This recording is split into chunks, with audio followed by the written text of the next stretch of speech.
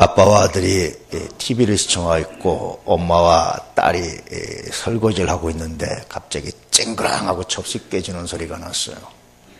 그러니까 아빠가 아들한테 누가 깼나 보고 와라 그랬더니 아들이 아빠 그것도 모르세요. 엄마잖아요. 아빠가 너 어떻게 알았니? 아들이 어떻게 알았을까요? 어떻게 알았을까요? 아들이 그랬습니다. 엄마가 조용하시잖아요.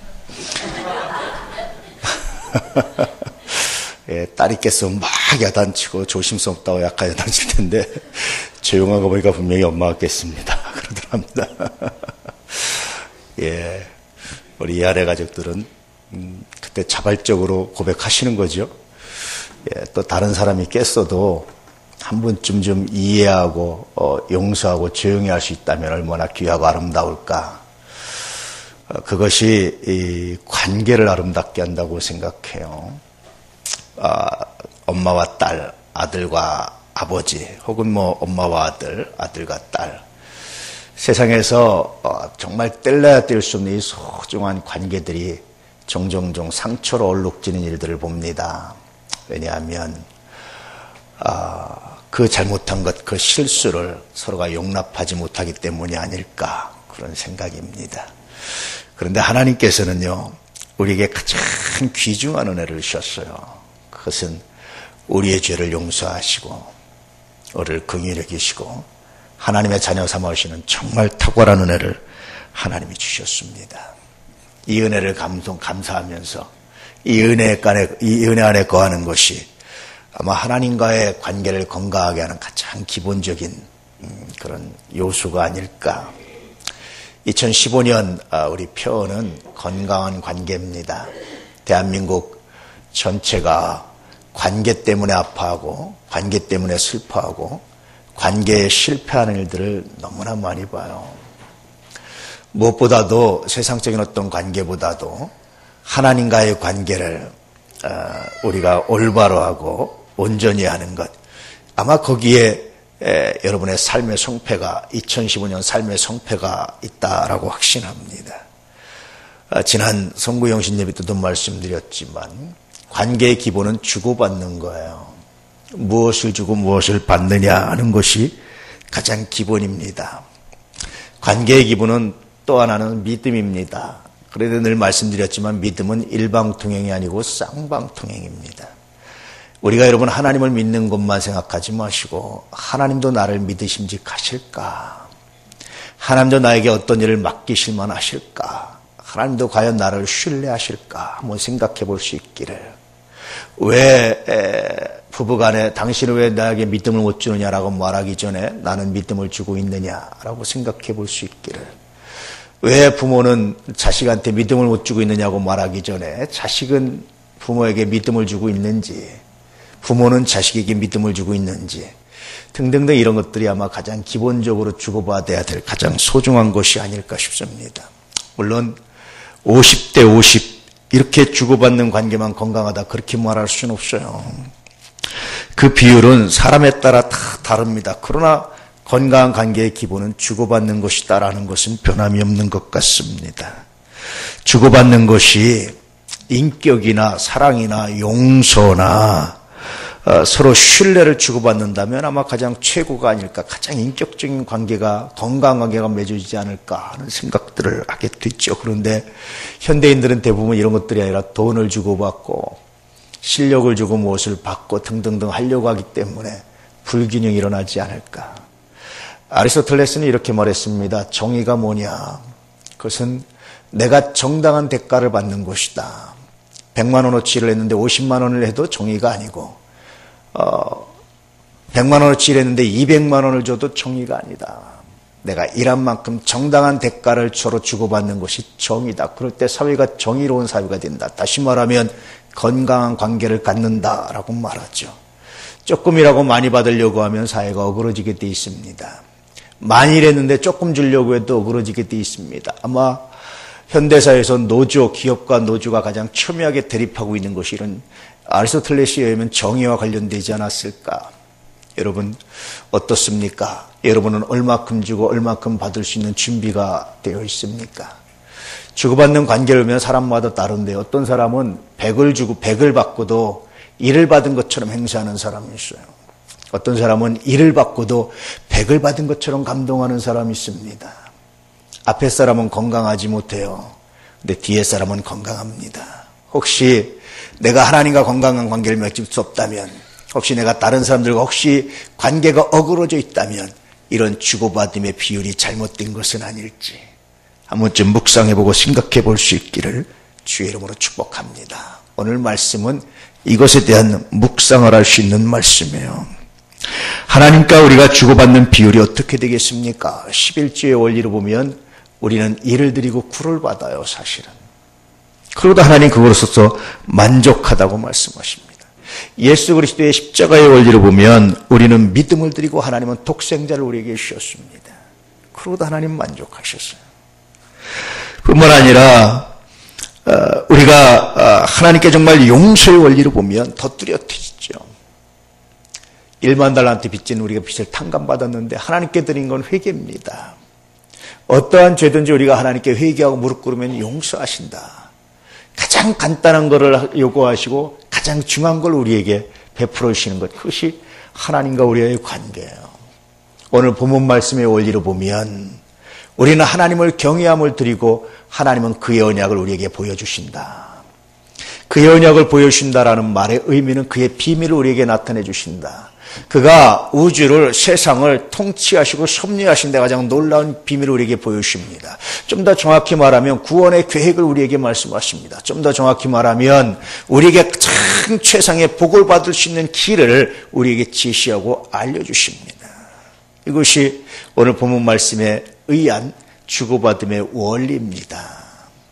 그러므로 우리가 하나님께 믿음을 드리고 회개를 드리고 그 다음에 하나님을 경외하는 삶을 사는 것, 이것처럼 존귀하고 아름다운 것은 없다 확신합니다. 한 해 동안 진실로 하나님을 경외할 수 있는, 하나님을 두려워할 수 있는, 너 왜 하나님을 두려워하느냐? 무서워서요. 이건 경외가 아닙니다. 너 왜 하나님을 두려워하느냐? 내가 하나님을 사랑하기 때문입니다. 사랑하는 사람 앞에 섰을 때 두려움과 떨림이 있듯이, 사랑하는 사람 앞에 섰을 때 내가 설레이듯이, 사랑하는 사람 앞에 섰을 때 내가 긴장하듯이 내가 하나님을 그렇게 사랑하기 때문에 두려움으로 하나님 앞에 섭니다. 이런 고백을 가지고, 이런 믿음을 가지고 한 해를 살아나가시기를.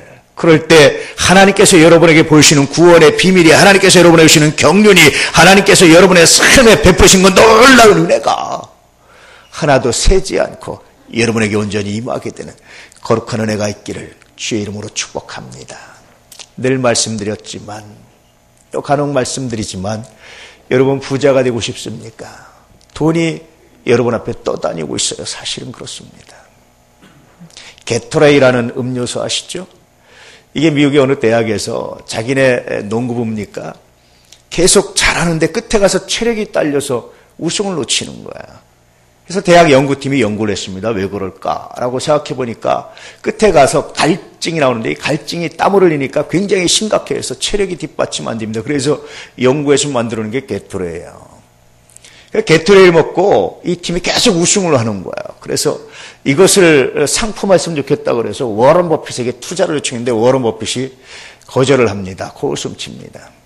다른 쪽으로 해가지고 성공을 했어요. 워런 버핏이 가만히 생각해보니까 자기가 너무 어리석은 짓을 했어요. 오마의 현이라고 말하는 워런 버핏이 이런 실수를 합니다.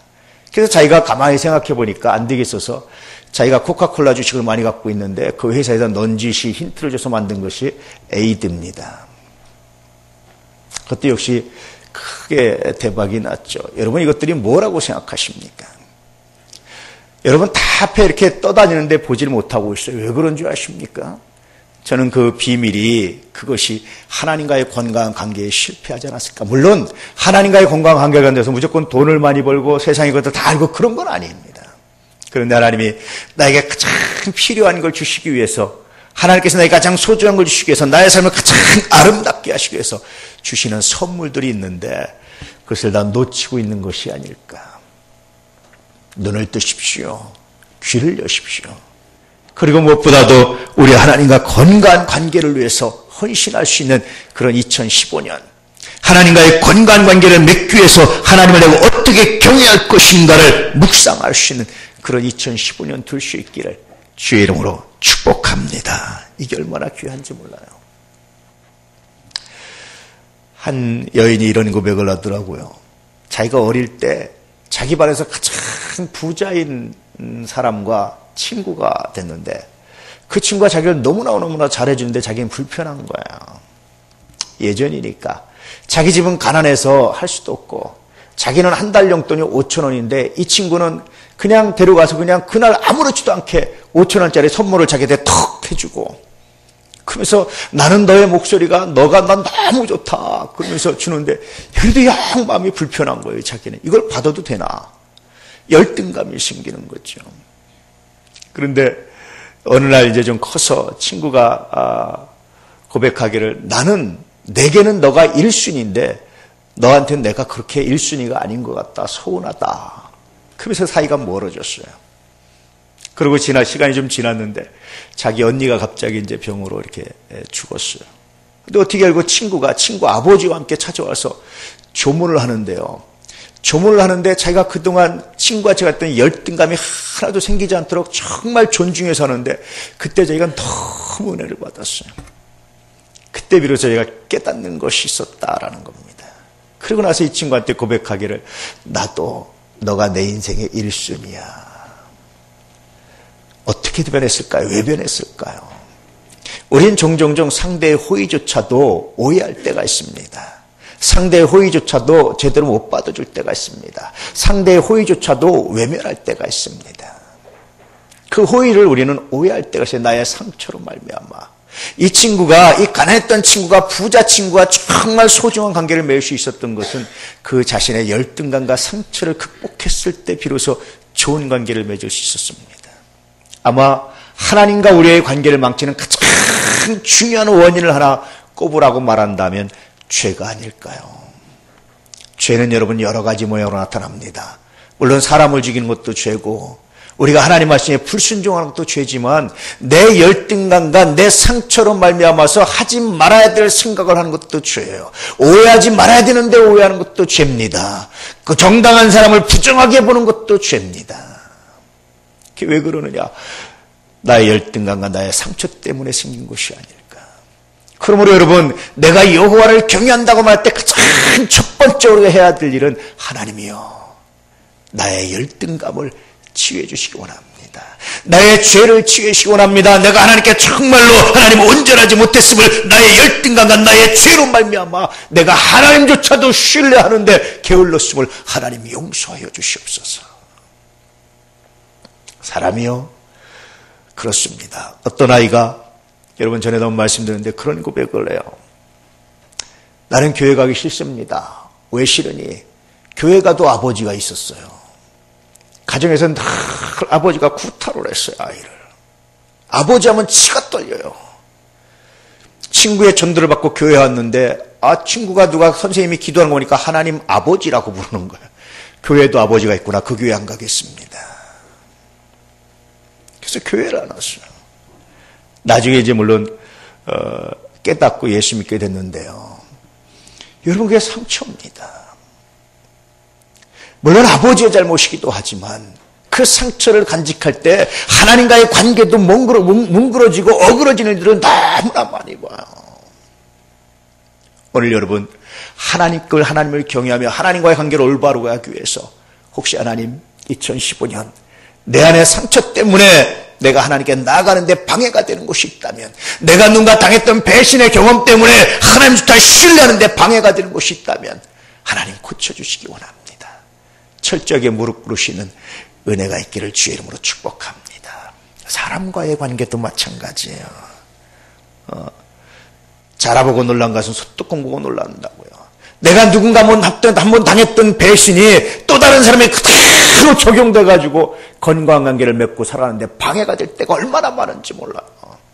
요즘 사람들은 이게 싫어서 쿨하다 그럽니다. 그래서 요즘 사람들의 쿨하다라는 말에 심리적 배경을 어느 심리학자가 분석해놨는데 상처받기 싫음, 또다시 상처받기 싫음, 이것에 대한 방어 기제가 쿨하다라는 것으로 나타났다는 거예요. 저는 멋진 분석이라고 생각을 합니다. 여러분, 하나님 앞에 사람에게 받던 상처, 하나님 앞에 나가기 위해서 여러분이 가지고 있는 열등감 내려놓을 수 있기를 주께서 말씀하시기를 수고하고 무거운 짐진 자들아 다 내게로 오라 내가 너희를 쉬게 하리라. 할렐루야.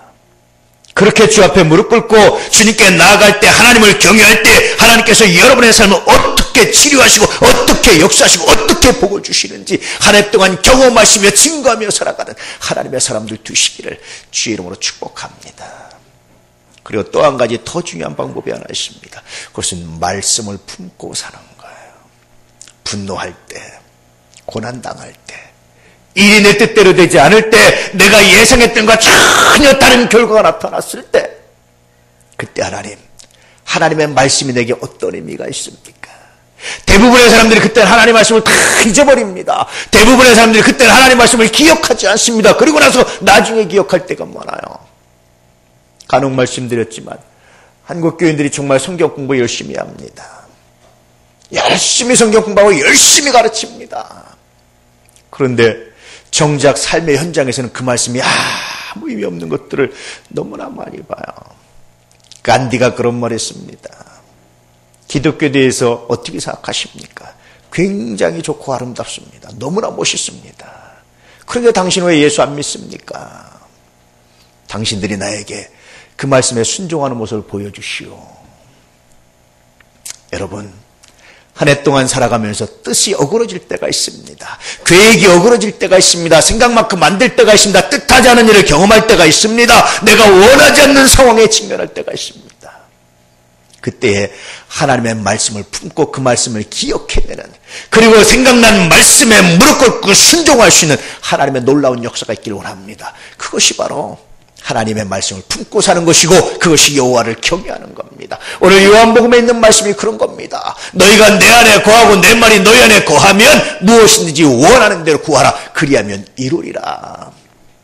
우리가 하나님 안에 거하고 하나님 말씀이 우리 안에 거하면, 내가 하나님의 말씀을 품고 살면 어떤 상황에서도 어떤 환경에서도 하나님 건져주시고 구원하시는 놀라운 선물이 있다라고 말씀하시는 거예요. 여러분은 삶의 위기가 닥칠 때마다 어떤 말씀이 떠오르십니까? 삶의 위기가 닥칠 때마다 어떻게 그 위기를 극복하십니까? 여러분 분노가 닥칠 때마다 그 말씀을 어떻게 기억해내십니까? 하나님의 말씀이 여러분에게 어떤 의미가 있습니까? 한번 돌아볼 수 있기를 축복합니다. 그래서 시편 1편에 복 있는 사람은 날마다 주야로 여호와의 말씀을 묵상하는 사람입니다. 악인의 꾀 앞에서, 죄인의 길 앞에서, 오만한 자의 자리 앞에서 주의 말씀을 묵상하는 겁니다. 내가 앉아도 되는 자리인지 아닌지, 내가 걸어가도 되는 길인지 아닌지, 내가 따라도 되는 생각인지 아닌지를 하나님의 말씀으로 묵상해보는, 그런 사람이 바로 복 있는 사람이고, 시냇가에 심은 나무같이 늘 푸르르고 형통하고 시절을 쫓아 과실을 맺는 사람이라고 말씀해주고 있어요. 오늘 말씀에 의하면 그의 언약을 그들에게 보이시리라, 그의 구원을 보이시리라 말씀하시는 겁니다. 사랑하는 우리 아내 가족들이 2015년 한 해 정말 하나님과의 건강한 관계를 위해서 회개하고 통찰하고, 혹시 내 상처가 이 건강액을 막고 있진 않은지 묵상해 보면서 하나님의 말씀을 필요할 때 그 말씀이 생각날 수 있기를 기도하고, 묵상할 수 있는 말씀이 생각나지 않으면 아무 성경을 한번 펴서 읽어내도 보십시오. 하나님, 혹시 내게 하고 싶은 말씀이 있습니까? 이 상황에서 하나님 내게 원하고 싶고 하고 싶은, 들려주고 싶은 말씀이 있습니까? 내가 그 말씀을 듣기 원합니다. 묵상하며 기도해 보십시오. 세상에 줄 수 없는 지혜가, 세상에 줄 수 없는 평화가, 세상에 알 수도 없고 느낄 수도 없고 줄 수도 없는 놀라운 선물이 여러분에게 임하게 될 줄로 확신합니다. 그런 경험을 할 때가 너무나 많아요. 그런 은혜를 체험할 때가 너무나 많아요. 이따가 회의하는 것도 마찬가지입니다. 정말 하나님께 기도합니다. 하나님, 나의 무지함에 맡기지 마시고, 나의 무능함에 맡기지 마시고, 하나님 이 일을 주장해 주십시오. 기도하면서 찾고 하는데 스스로 찾아오셨어요. 이렇게 연락이 와서. 제가 여러 군데를 알아봤는데 가장 최상의 사람을 하나님께서 보내셨다는 확신이 듭니다. 내 생각대로 하려고 하지 마십시오. 내 계획대로 하려고 하지 마십시오. 우리의 무지함에, 여러분의 무지함에 여러분의 삶을 맡기지 마십시오. 여러분의 무능함에 여러분의 삶을 맡기지 마십시오. 하나님과의 관계를 건강하게 함으로 하나님께서 여러분의 삶을 통치할 수 있도록 내어드릴 수 있기를 축복합니다.